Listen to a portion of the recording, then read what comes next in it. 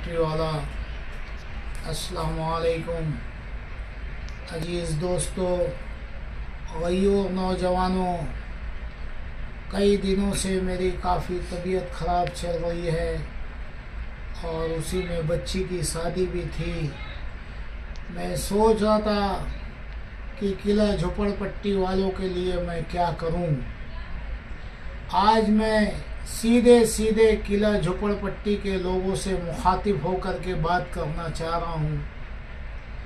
सरकार ने जो किले के विकास के नाम पे, किले के डेवलप के नाम पे गरीब बस्ती वालों को उखाड़ने का जो प्रोग्राम बनाया है, हम सरकार के फैसले के साथ हैं। लेकिन साथ ही साथ मेरा सरकार से सवाल है कि क्या मालेगांव शहर में सिर्फ किला झोपड़पट्टी ही उठाना ज़रूरी है? आधे से ज़्यादा मालेगांव पे कब्ज़ा है, आधे से ज़्यादा मालेगांव पे कब्ज़ा है। अतिक्रमण मालेगांव शहर के लिए नासूर बन गया है।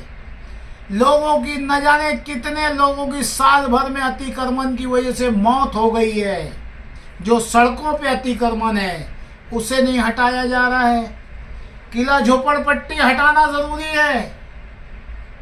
मालेगांव शहर में मैं सरकार को बताना चाह रहा हूं, आपकी महानगर पालिका के लोग, आपके रजिस्ट्रार के लोग, आपके तहसीलदार, ये सब मिलके स्कूल की रिजर्व जमीन बेचे, गार्डन की रिजर्व जमीन बेचे, बच्चों के खेल कूद की रिजर्व जमीन बेचे, सब्जी मार्केट की रिजर्व जमीन बेचे।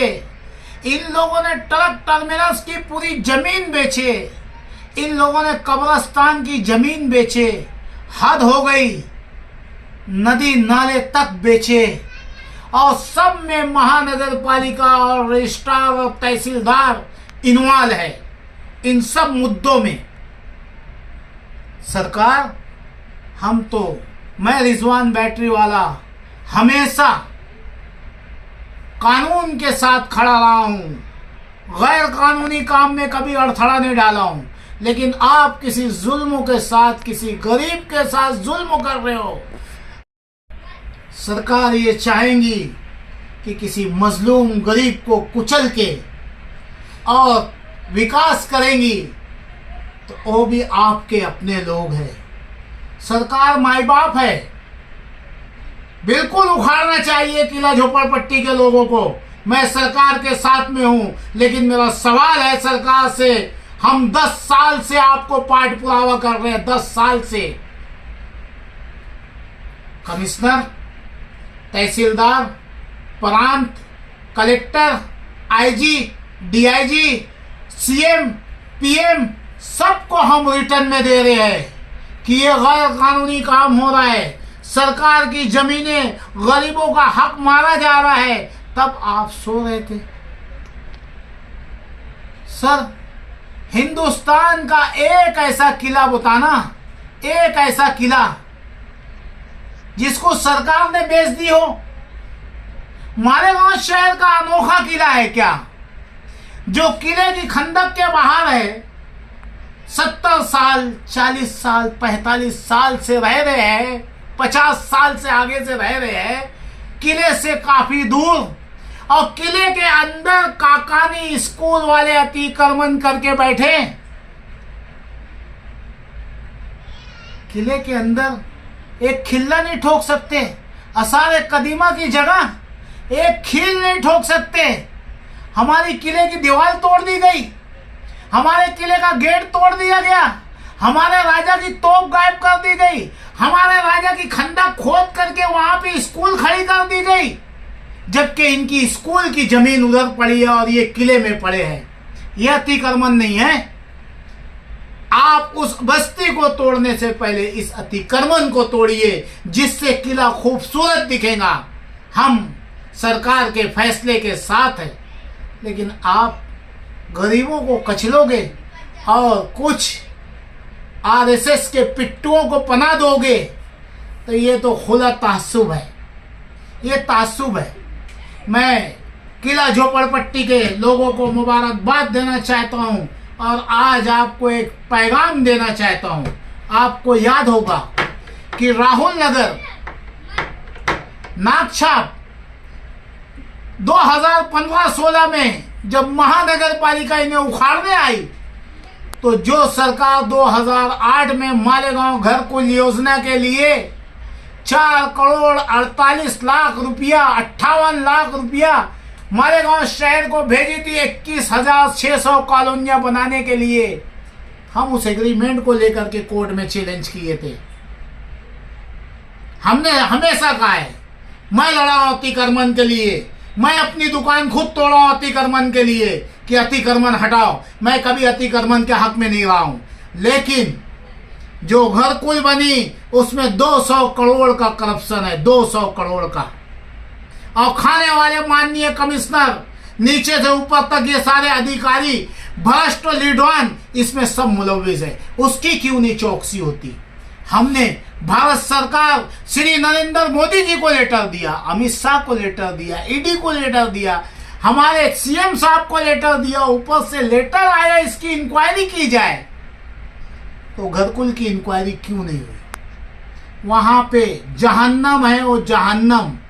मैं किला झोपड़पट्टी वालों से कहना चाह रहा हूं कि 2015-16 में जब हम ये केस लड़ रहे थे तो महानगर पालिका ने माफीनामा मालेगांव कोर्ट में लिख के दिया और ठेकेदार ने लिख के दिया कि 6 महीने के अंदर हम तमाम बुनियादी सहूलियात वहां देंगे जो एग्रीमेंट में लिखा हुआ है।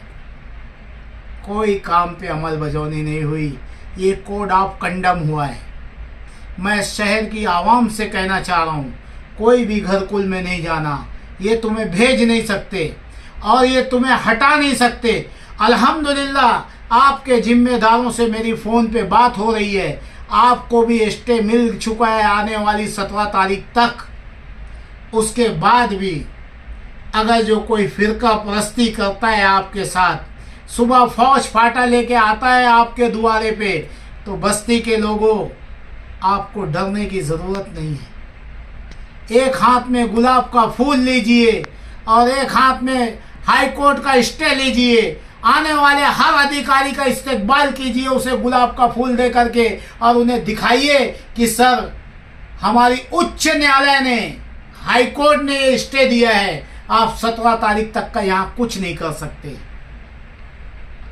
खुदा ना खास्ता फिरका परस्ती पे उतर गए तो तुम उनसे भिड़ना नहीं। आप अपने बीवी बच्चों के साथ अपनी गिरफ्तारियां दो कि जब हमारा आसियाना ही उजड़ गया तो हम कहां जाएंगे। जब तक ये आसियाना हमें कायदे से नहीं मिलेगा हम सरकार के मेहमान बन के वहीं खाएंगे, वहीं पिएंगे, वहीं रहेंगे और जब तक हम बेल नहीं लेंगे। तुम्हें किसी लीडर की ज़रूरत नहीं है, तुम खुद खड़े हो, इनकलाब खड़ा हो जाएगा। रिजवान भाई, जैसे हमने देखा है कि आप बरसों से अतिक्रमण के खिलाफ, गैर कानूनी कामों के खिलाफ आवाज़ उठाते हो। शहर में एक अपने आप को बहुत बड़ा लीडर कहते हैं माजी आमदार साहब है, इसी तरीके से 2 टर्म से एक मौजूदा आमदार है एमएलए मुफ्ती साहब। तो ये इतने बड़े बड़े लीडर शहर में है, इनके ताल्लुक से आप क्या कहेंगे? अगर इतने बड़े लीडर शहर में है, उसके बावजूद भी अगर बस्ती पर खुलेआम कोर्ट की स्टे होने के बावजूद अगर बुलडोज़र चलने की नौबत आ रही है, तो आप इसका जिम्मेदार किसको मानते हैं?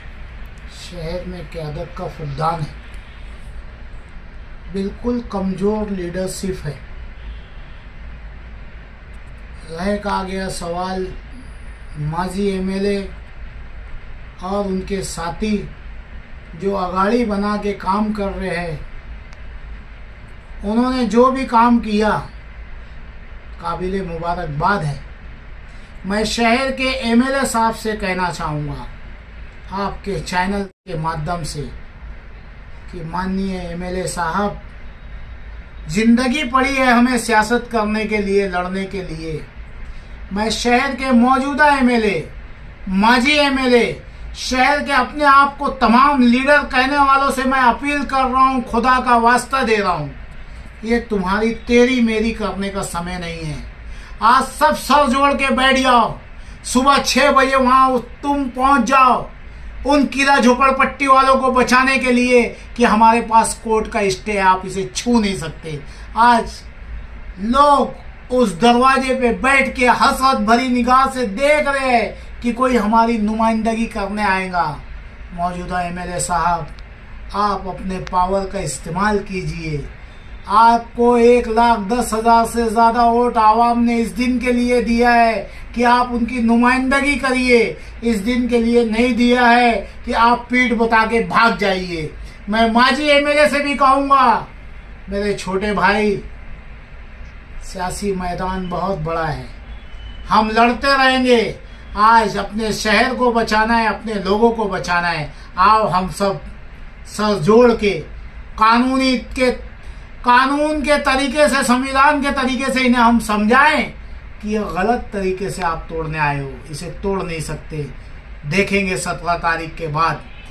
और इसके बाद अब रिजवान बैटरी वाला सड़क पे रहेगा महानगर पालिका से शासक और प्रशासक से हिसाब लेने के लिए।